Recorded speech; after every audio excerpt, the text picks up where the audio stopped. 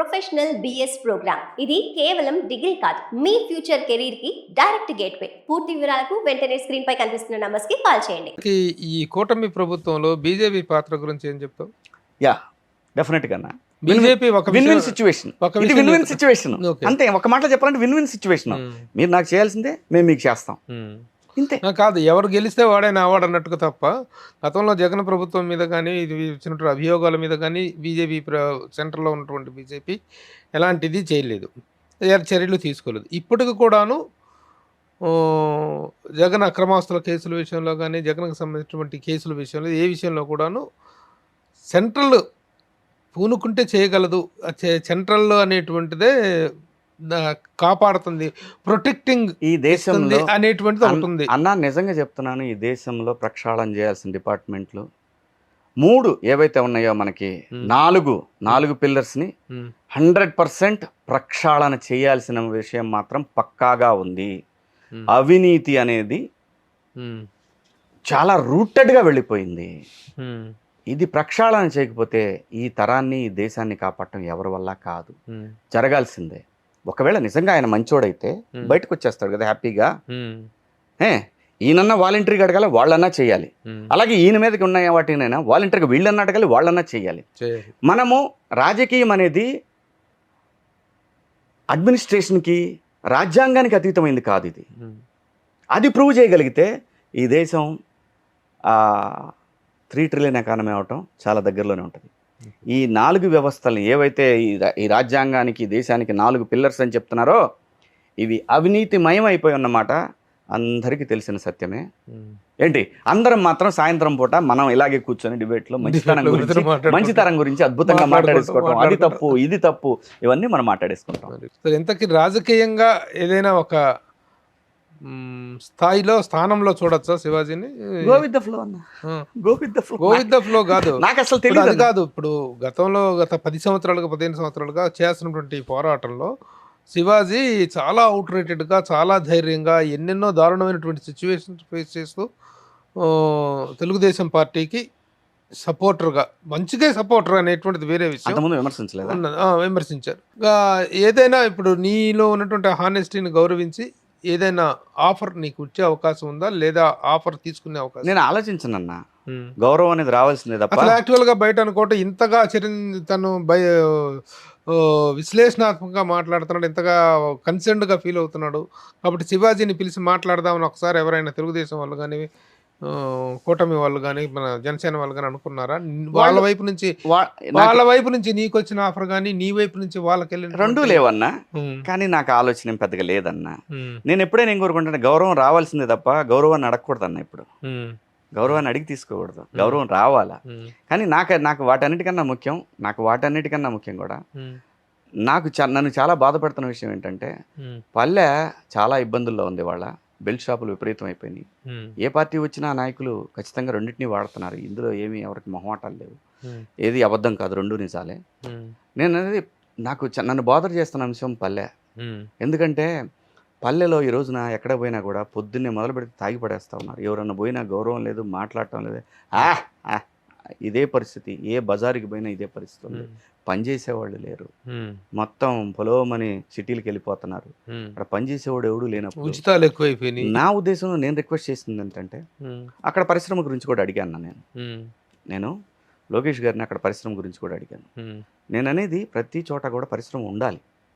మన జనరేషన్కి వెళ్ళిపోద్ది అన్న, మనకేం కాదు, మనల్ని వీళ్ళు బంగారంలా చూసుకుంటున్నారు, దీంట్లో ఏమనలేదు. నేను అంటున్నాను ఎప్పుడు కూడా అక్కడ కూడా ఒకటి ఉంటే అక్కడ కూడా టాలెంట్, కళలు బతకాలి కదన్నా, అక్కడ కూడా ఒక టాలెంట్ ఉంటుంది. వాళ్ళు కూడా ఆ ప్రాంత ప్రజలకు కూడా ఒక అవకాశం ఇవ్వాలి. ఈ తరం నాయకులు కనుక ఇవ్వకపోతే ఈ తరాన్ని మాత్రం వాళ్ళు ఎప్పటికీ క్షమించలేరు. ఆ విషయాలు అడుగుతాను తప్ప పోతే నేను మరి సార్ కలిసావా? అయిన తర్వాత నేను ఆ చిన్నాయన్ని 3 సార్లు కలిసాను. గెలిచిన తర్వాత నేను కేవలం ఏదైనా సమస్య గురించి మాట్లాడటానికి వెళ్తాను తప్పితే నా గురించి మాట్లాడుకోవడానికి నేను ఎప్పుడు. లోకేష్ ను ముఖ్యమంత్రిని చేయడం కోసమే చంద్రబాబు నాయుడు గారి ఎజెండా ఉంది. త్వరలో ఆయన ఈ పీరియడ్ లోనే ముఖ్యమంత్రిగా తనను నామినేట్ చేసే అవకాశం ఉందనేటువంటిది వైసీపీ వాళ్ళు చేస్తున్నటువంటి ప్రచారం. ఇందులో మీరే అన్నారు కదా ప్రచారం అని, ఇంకా దాని గురించి నేనేం ఇందులో చెప్తాను? ఉన్న వాస్తవాలు ఏంటి, ఇందులో ఉన్నటువంటి పాసిబిలిటీస్ ఏంటి? అన్న, Lokesh also result to be frank he is also proof himself with very strong content and commitment. ప్రజల గౌరవాన్ని, ప్రజల మెప్పును పొందితే ఎవరైనా అవ్వచ్చు అన్న సీఎం, దానికి ఏముంది. పవన్ గారు అవ్వచ్చు, లోకేష్ బాబు అవ్వచ్చు. జనసేనలో కూటమిలో కొత్తలు, కూటమిలో లోకలు యూట్యూబ్ అనేటువంటిది కూడా వినిపిస్తుంది. ఇవన్నీ యూట్యూబ్ న్యూస్లే. యూట్యూబ్ న్యూస్లే. వాళ్ళ సఖ్యత మధ్య నీ అభిప్రాయం ఏంటి? దే ఆర్ ఫైన్ అన్న, వాళ్ళు చాలా హ్యాపీగా ఉన్నారు, వాళ్ళు సంసారం బాగా చేసుకుంటున్నారు. మనకెందుకు మధ్యలో గోల?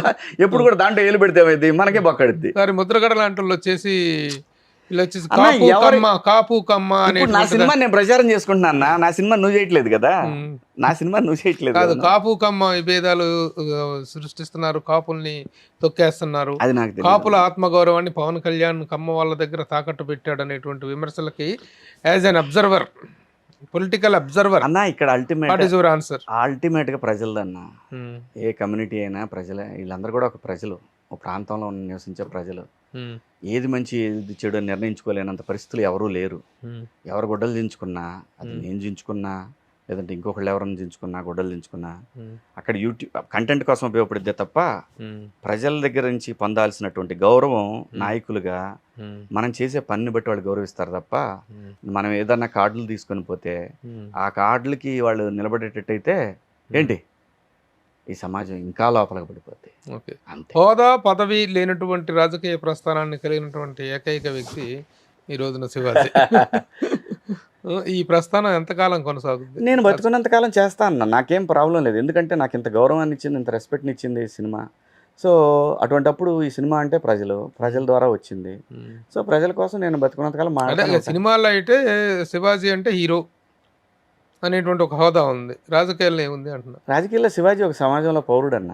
పౌరుడు అనేటువంటిది పవర్ఫుల్ అంతే కదా, CM common man. Very good. వేసారు తమ్మునేలు ఇచ్చా అన్నావు.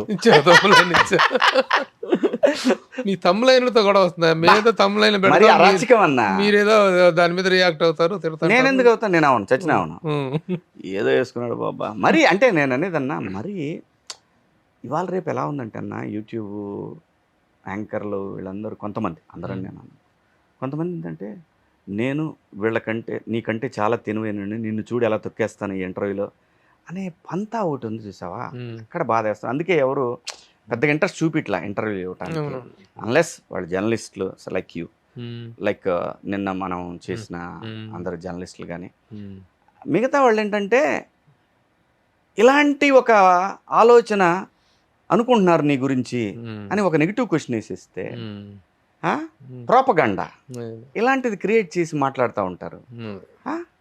ఎప్పుడో రోజు ఎదురు దెబ్బ తగులుద్ది, అప్పుడు ఏం చేస్తావు? కానీ చాలా మేము కూడాను మీడియా పరంగా చాలా విషయాల్లో ఇబ్బందులు పడుతున్న సందర్భాలు, అంటే తెలిసి తెలియని మేము వచ్చి బెళ్ళలేసుకుంటారు మెళ్ళ, మేము జర్నలిస్ట్ అని. తమ్లైన్ అనేటువంటిది సాధారణంగా ఇంటర్వ్యూ చేసే రిపోర్టర్ చేతిలో కూడా ఉండదు, అది లోపల